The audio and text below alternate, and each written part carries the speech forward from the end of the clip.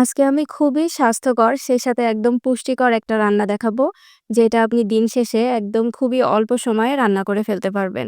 এটা হচ্ছে আপনার আলু আর পেঁপে দিয়ে মসুরের ডাল। ১ম এ আপনি আপনার ইচ্ছা মতো মনের মতো আরকি আলু আর পেঁপে সাইজ অনুযায়ী কেটে নিবেন।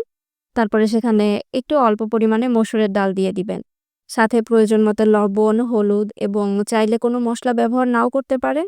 কেউ যদি একটু সুস্বাদু খাবার খেতে চান, সেক্ষেত্রে একটু আদা বাটা এবং একটু জিরা বাটা ব্যবহার করতে পারেন। এবং এক্ষেত্রে একটু তেলও দিতে পারেন, আবার নাও দিতে পারেন। যদি তেল খেতে সমস্যা হয়, তাহলে তেল অবশ্যই দিবেন না। তারপরে এটা সিদ্ধ করতে হবে। সিদ্ধ করতে খুব একটা বেশি সময় লাগবে না। সর্বোচ্চ ১০ থেকে ১৫ মিনিটের মতো। তারপরে এটা একটু দেখবেন সিদ্ধ হয়েছে কিনা। সিদ্ধ হয়ে গেলে আপনি যেভাবে ডাল তেলে দেন ঠিক সেইভাবে তেলে দিবেন। এখানে আমি তেলে দেওয়ার জন্য ব্যবহার করেছি পেঁয়াজ, মরিচ এবং রসুন। আর তেলটা ওই যে বললাম, যদি আপনার মনে হয় আপনি বেশি ব্যবহার করবেন সেক্ষেত্রে ব্যবহার করতে পারেন। আর যদি মনে হয় যে তেল খাবেন না, একদমই অল্প পরিমাণ খাবেন, সেক্ষেত্রে একদমই অল্প তেল দিয়েও কিন্তু এই রান্নাটা করা যায়।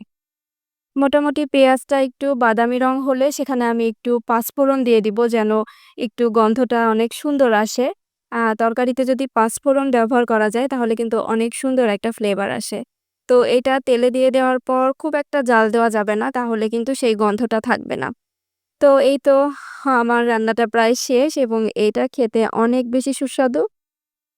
এটা আপনি ভাত দিয়েও খেতে পারবেন, রুটি দিয়েও খেতে পারবেন এবং আপনার মোটামুটি অনেক পুষ্টির চাহিদাও পূরণ হবে।